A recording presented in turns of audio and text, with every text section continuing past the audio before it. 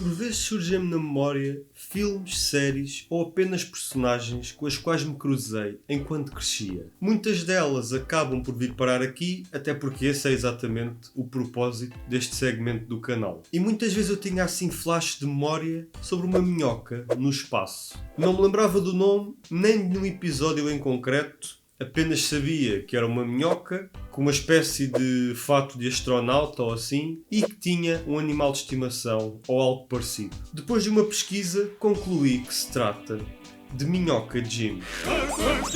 He's such a groovy guy. He rockets through the sky, cruising through the universe, having lots of fun. Não me parece que haja assim muito conteúdo sobre esta série espalhada pela internet, o que comprova que não é uma série, não foi uma das mais conhecidas e ajuda também a que ela se mantenha escondida lá no fundo da nossa memória. Principalmente das versões faladas em português, quer de Portugal, quer do Brasil, aí então ainda há menos coisas. Mas hoje vamos desenterrá-la com os clipes e informações possíveis.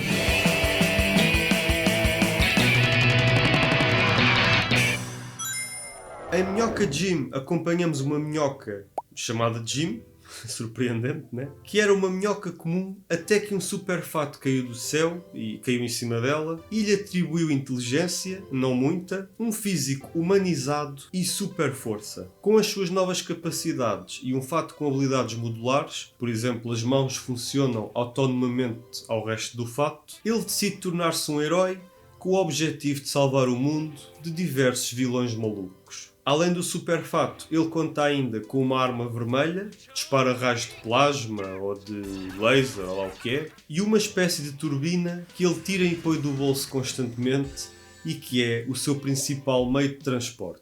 Como parceiro, ele tem consigo Peter Puppy, ou Pedro Bel-Bel, em Portugal, um medroso e enérgico cão falante que se transforma num monstro sempre que se assusta, se irrita ou fica nervoso.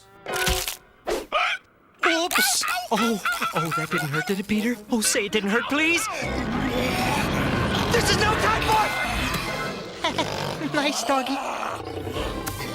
Esta transformação acontece em quase todos os episódios e é quase sempre Jim que sofre com ela. Para trazer Peter de volta é preciso fazer-lhe cócegas, ele ri-se, arrota e volta ao normal.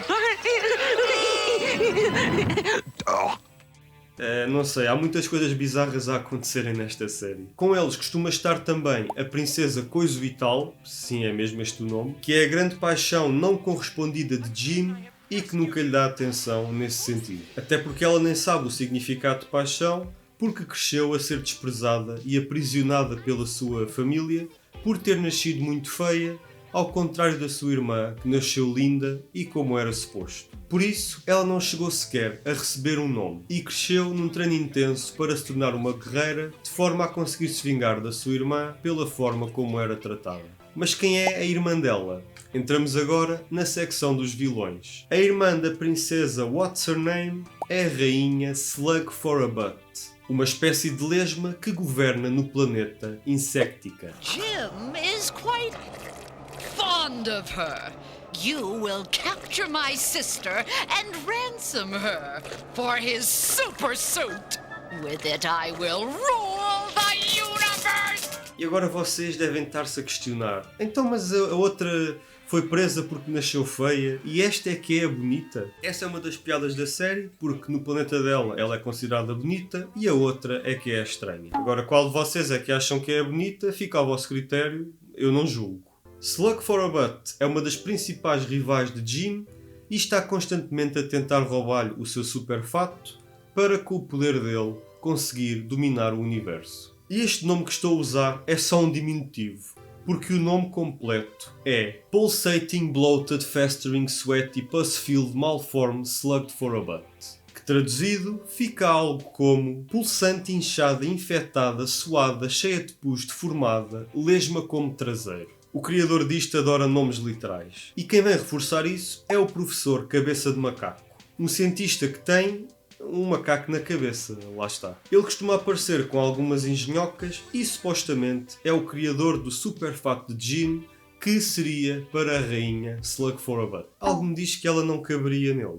Deixa meu macaco fora disso! Além destes vilões, há ainda o Psicorvo, um corvo humanoide que, assim como o Cabeça de Macaco, também é várias vezes contratado pela rainha para tentar roubar o fato a Jim. Com ele eu dominarei o universo!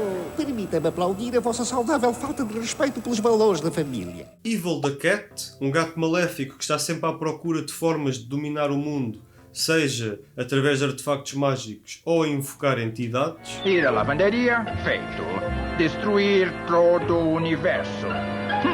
Ele é o responsável pelas transformações descontroladas de Peter, porque o amaldiçoou com um espírito maligno, enquanto ele ainda era um cão normal. E como é que isto aconteceu? Peter era um cão banal, cobarde e maltratado pelos outros cães. Um dia encheu-se de coragem e, para provar o seu valor, decidiu atacar um aspirador, que é uma coisa que poucos cães têm coragem de fazer. É assim que ele descobre que nenhum cão faz isso, porque os aspiradores são portais transdimensionais para cães. O aspirador teletransportou-o então para o planeta de Evil the Cat e foi assim que eles se cruzaram e que o gato o amaldiçoou. Acho que por aqui já estão a perceber o tipo de humor da série. O capanga de Evil the Cat é este rato maluco que está sempre a levar na tromba e agradece sempre que isso acontece. Everyone needs a hobby, right? Yes, boss. Henchrat enjoy macrame, for instance. Ow! Thank you. Temos ainda Evil Jim, uma versão inversa de Jim, porque todo o verdadeiro herói tem que ter o seu clone maléfico. Ele surgiu porque uma fotocópia com a cara de Jim levou com um líquido tóxico em cima, dando vida à impressão. Late that night at the Turlock landfill, something mysterious takes place. Mysterious and unnatural.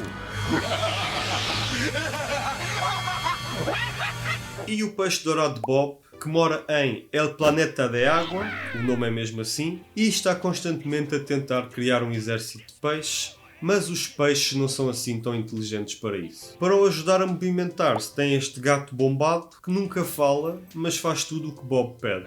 Eu vou despertar o antipeixe do seu longo sono. Com o incalculável poder dele, eu vou dominar o universo! Acho que não me esqueci de nenhum, ainda são muitos. Um dos pontos principais da série é a crítica social, em momentos como este. I promise that from this day forth there shall be no violence on Insectica.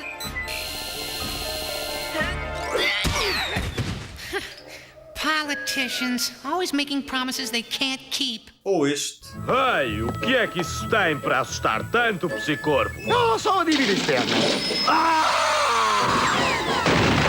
E um humor muito próprio que passa por satirizar conceitos. A hero's search for Santa takes them to his favorite hangout, the Personifications of Abstract Concept Club. Santa? Sure, I've seen Santa.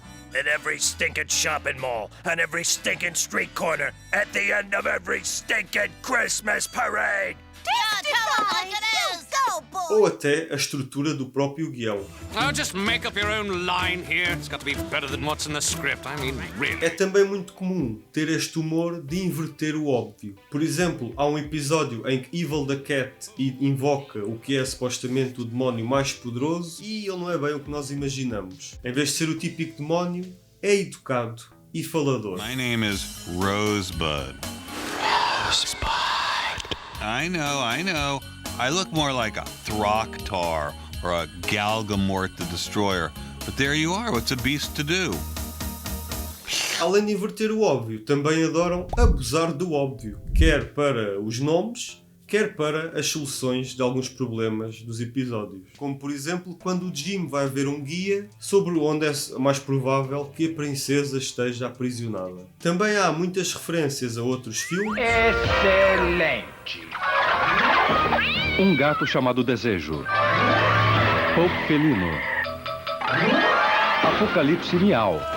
It's the saddest story since Bambi. As histórias clássicas como o Capuchinho Vermelho e o Feiticeiro de Oz e a personagens ou outros elementos icónicos. Mas como podemos dizer que alguém sofre de super-heroísmo? Observe estes sinais de alerta. Evidência de estranhos poderes. Pronto, Lois. Eu ajudo.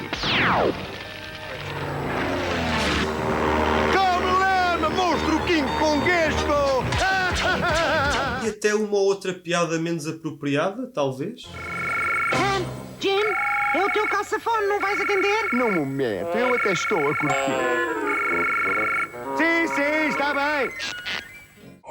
Outro elemento constante são as frases típicas das personagens ou momentos que vão perseguindo as personagens ao longo de vários episódios. Por exemplo, quando Jim se prepara para atacar, exclama quase sempre esta frase de forma deslocada. E esta é quando está em desespero. Também é comum vermos os seus vários cérebros a trabalhar, ou a tentarem. Já Peter é perseguido por este prato típico escocês chamado haggis, que é feito com Coração, pulmões e fígado de um carneiro cozidos no seu próprio estômago. Ai, eu já sabia, levem-me isto daqui, levem-me isto daqui. Se alguém vomitou com isto, peço desculpa. E também tem a sua frase típica quando se tenta manter calmo para não se transformar. Não posso ter medo, o medo mata a mente. O medo é a pequena morte que traz o ouvido total. Eu não posso ter medo, o medo mata a mente. O medo é a pequena morte que traz o ouvido. Outro exemplo é sempre que é dito o nome do planeta de Bob, ouve-se este som. Far away on La Planeta de Agua. La Planeta de Agua. E ainda há o momento de marca da série, que é a queda de uma vaca no final de cada episódio. A vida é boa. Só uma coisa pode estragar o meu humor agora. O que é, Jim? Nada neste universo poderá fazer-te mal. Com a possível exceção de uma vaca, claro. Esta série tem muitas coisas aleatórias. E como já puderam ver ou recordar, também é rica em personagens bizarras. Além de todas as que já mencionei, ainda há a Snot, a mascote de Jim e Peter, que aparece em alguns episódios e depois parecem que se esqueceram dela, e é composta de renho ou muco, pelo nome e pelo aspecto é o que indica. You're right, Snot. E a personagem mais bizarra de todas, que é este belo rapaz, obcecado em passar fio dentário nos dentes. Have you got any dental floss? Ele chega até a usar o próprio Jim para esse fim. Que nojo. Como série animada dos anos 90, claro que ela tem uma abertura memorável, como já puderam ouvir um pouco, apesar de estar longe de ser das minhas favoritas. Aliás, eu agora até gosto dela, mas demorou um pouco a entrar. The soil he did crawl. A super suit did fall. Jim was just a dirt-eating, chewy length of worm flesh, but all that came to a crashing end. E ela não foi dobrada nem para uma versão portuguesa, nem para uma versão brasileira, o que me deixou a pensar como seria essa versão. Então fiz uma tradução e decidi tentar a minha sorte e fazer a abertura em português. Estão prontos? Eu também não. Cá vai. Minhoca Jim, do sol ele saiu. Minhoca Jim, o super fato caiu. Jim era um pequeno pedaço de minhoca, mas sofreu uma transformação e desde então Minhoca Jim, num estilo que é só céu. Minhoca Jim, ele voa pelo céu, cruza o universo, é muita diversão. É o Minhoca Jim, sabes que ele é um furacão. Cuidado!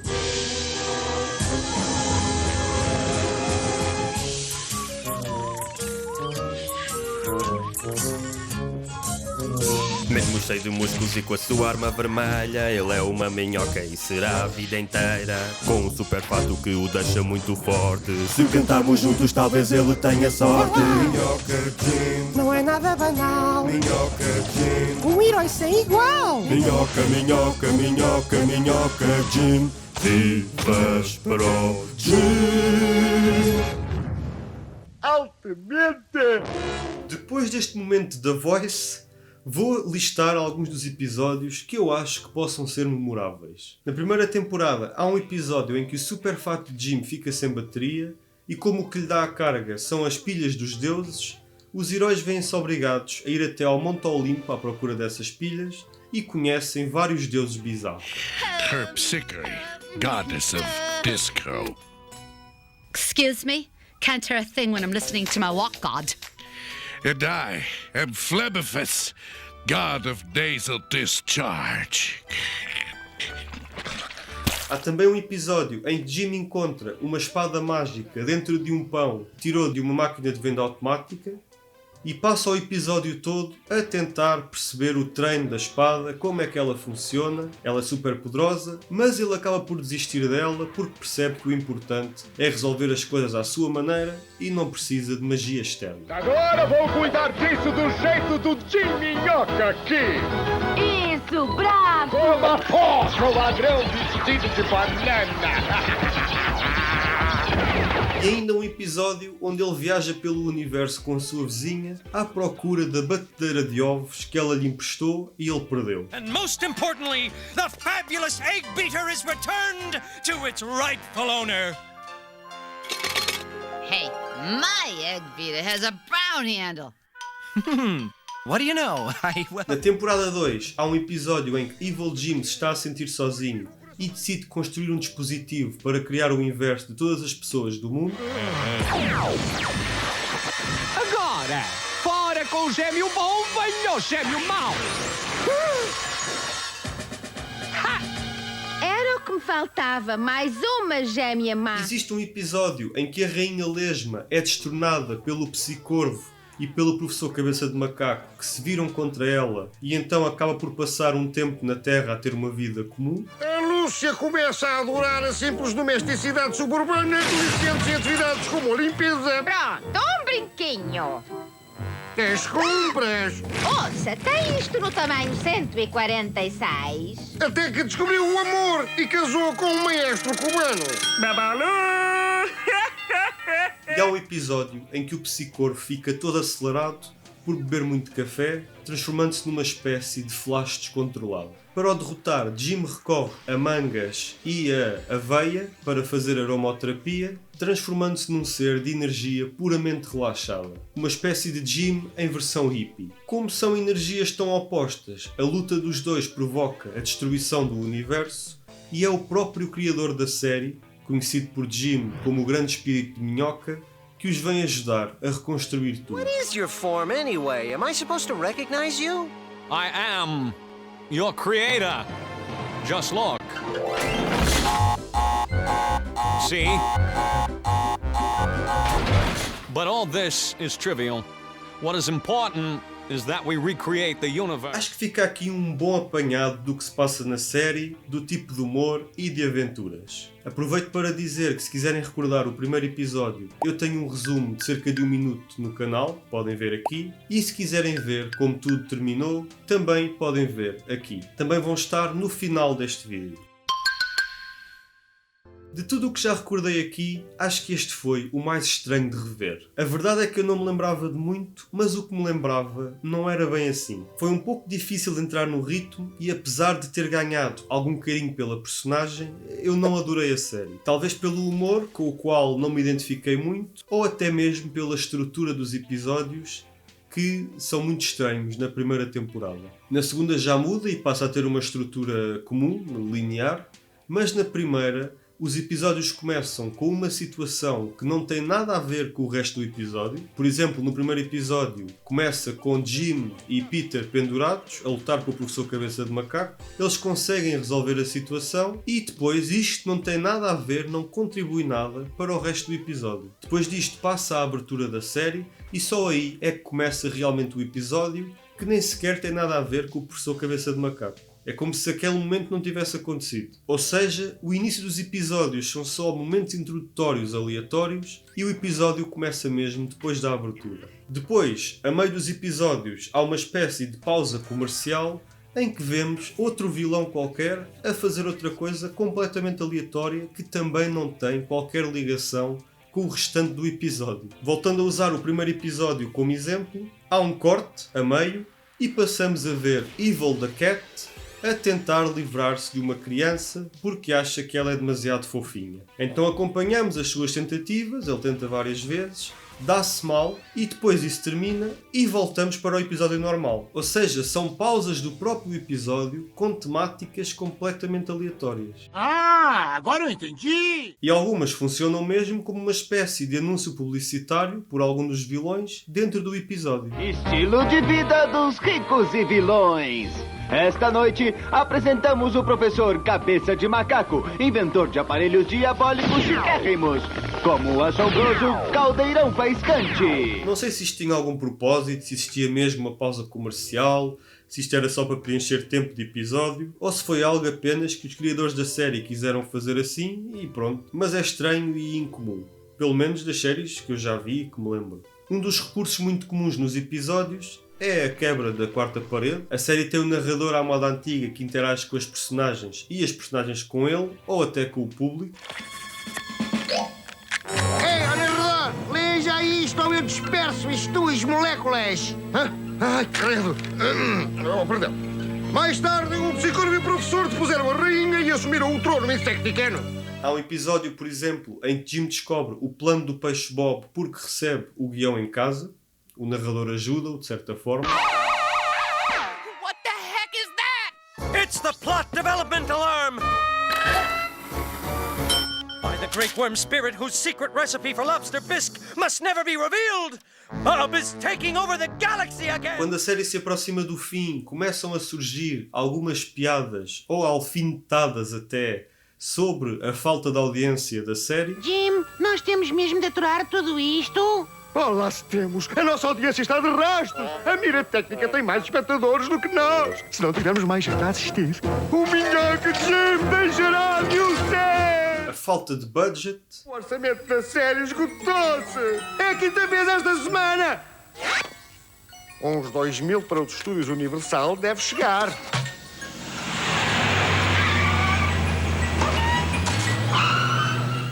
Ei, Universal, para a próxima eu quero o recibo! E a falta de vontade do narrador para estar ali. We join our heroes.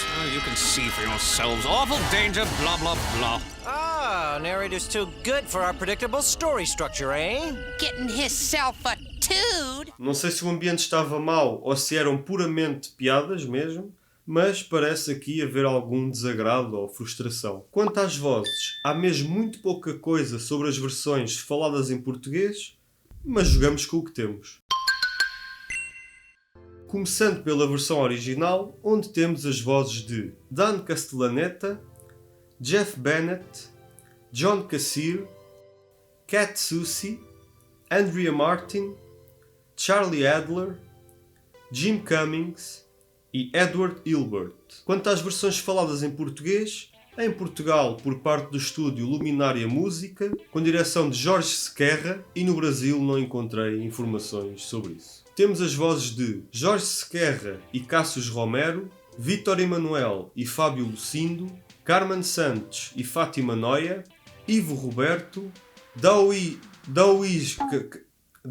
Cabezudo, não sei dizer este nome, e Ézio Ramos e Afonso Amajones. Antes de avançar, quero fazer um agradecimento especial ao pessoal do site Wikidobragens, porque sem eles, esta secção do vídeo provavelmente não existiria. É malta mesmo apaixonada. É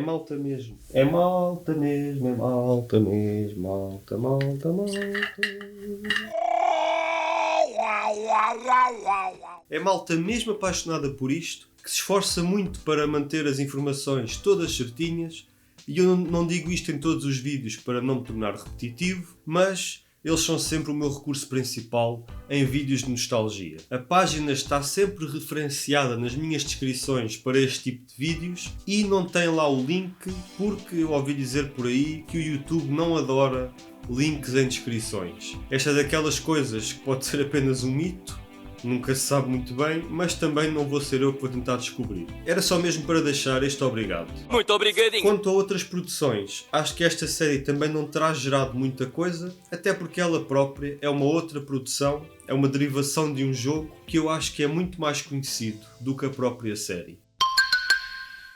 Então, como disse, esta série é baseada num jogo do mesmo nome, lançado em 1994 para a Mega Drive e para a Super Nintendo, e mais tarde foi recebendo outras versões para diversas plataformas como o Game Boy, a Sega CD, Game Gear e Master System. Provavelmente todos os elementos que achei estranhos na série, como a queda da vaca no fim de cada episódio, são referências a elementos do jogo. Eu nunca joguei e também não pesquisei muito sobre isso, até porque se um dia jogar, quero ter a surpresa e quero fazer a conexão das coisas no momento. O jogo foi um sucesso e assim surge Earthworm Jim 2, lançado entre 1995 e 96, dependendo das regiões geográficas, também para a Mega Drive e Super Nintendo, recebendo depois igualmente diversos portes para outras consolas, onde já está incluída aqui a primeira PlayStation. E como não há duas sem três, em 1999 chega Earthworm Jim 3D, a primeira versão 3D do jogo para a Nintendo 64. Sem contar com os portes para outras consolas, este foi o primeiro jogo original a não ser produzido pela Shiny Entertainment, que produziu os dois primeiros, porque aparentemente eles não estavam interessados em mais sequelas. Este jogo supostamente começou por ser desenvolvido para a PlayStation, mas essa versão foi abandonada, dando lugar então à versão de Nintendo 64. Recebeu ainda uma versão para PC, mas segundo a Wikipédia, o jogo não foi bem recebido de forma geral. Ainda assim, houve espaço para mais um. O último original lançado foi Earthworm Jim Menace to Galaxy, por um terceiro estúdio, em 1999, para o Game Boy Color. Depois disto foram só projetos cancelados, relançamentos e remasters. Começando por um suposto jogo para PSP, com data prevista para 2007, que chegou até a ter versões de teste enviadas para meios de comunicação como a IGN e a GameSpot, mas nunca chegou a ver a luz do dia. Segundo a Wikipédia, devido a problemas financeiros na Atari, então detentora dos direitos da saga. Depois disto, um suposto Earthworm Jim 4 foi anunciado em 2008, sem mais nenhuma informação, e não se soube mais nada até 2011, quando foi assegurado que o jogo estava mesmo em produção. Longos 8 anos se passaram até se voltar a ter mais alguma informação em 2009, onde foi dada uma suposta data de lançamento para 2020, mas nada de o ver. E até hoje, nada. Assume-se só que o jogo foi cancelado, apesar de não ter havido qualquer cancelamento oficial. Quanto a remakes e relançamentos, os dois primeiros jogos foram lançados em 2008 de forma virtual na Wii Virtual Console, na PSN e Xbox Live, e receberam ainda versões iOS. Em 2010, um remake do primeiro jogo chamado Earthworm Jim HD foi lançado para PlayStation 3, Xbox 360 e Windows Phone. Estranho. Incluía obviamente gráficos melhorados e teve ainda a adição de um modo multiplayer online. O jogo original também está incluído no catálogo da Sega Genesis Mini, lançada em 2019. Jim faz ainda aparições nos jogos de luta Clay Fighter 63 e 1/3. É assim que se lê isto. Que nome estranho. E Clay Fighter 63 e 1/3 é que... e Clay Fighter 63 e 1/3 Exculpers Cut, de 1997 e 1998 respectivamente, com a única diferença que num dos jogos ele é uma personagem default e no outro tem de ser desbloqueado para poder ser usado. No mesmo ano da série, 1995, é lançada uma linha de brinquedos, super clássico. Foram ainda lançadas cómics por uma subsidiária da Marvel, também em 95. Encontrei ainda uns episódios especiais de bastidores, uma espécie de minissérie chamada Cartoon School, onde mostram como é que as coisas foram acontecendo, como é que faziam os desenhos, como é que davam as vozes, etc. De forma divertida, e onde também aproveitam para incentivar o pessoal a comprar as cassetes. Isto se calhar passava no fim dos episódios ou no meio, não sei bem. E em 2019, o criador da personagem, Doug TenNapel, conseguiu angariar dinheiro suficiente através da plataforma Indiegogo para lançar autonomamente um livro de Earthworm Jim chamado Launch the Cow. Segundo a Wikipédia, juntou mais de $100.000 nas primeiras 24 horas e perto de 900.000 no total. O quê?